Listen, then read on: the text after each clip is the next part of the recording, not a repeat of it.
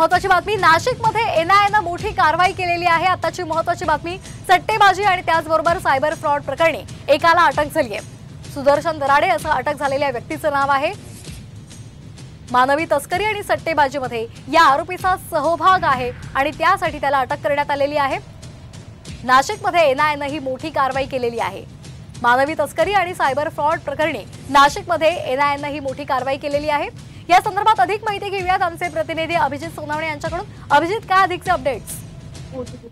नक्कीच मानवी तस्करी असेल, सट्टेबाजी असेल, त्यासोबतच थायलंड, कंबोडिया, व्हिएतनाम या देशांमध्ये युवकांना फसवून त्यांची मानवी तस्करी, त्यासोबतच सट्टेबाजी असेल, अशा सगळ्या प्रकरणामध्ये एनआयएची मोठी कारवाई नाशिकमध्ये करण्यात आलेली आहे। या प्रकरणी एकूण 6 जणांना एनआयए कडून ताब्यात घेण्यात आलेला आहे। त्या 6 जणांपैकी एक जो व्यक्ती आहे सुदर्शन दहातोंडे, तो माफ करा, सुदर्शन दराडे, ह्या व्यक्तीला अगदी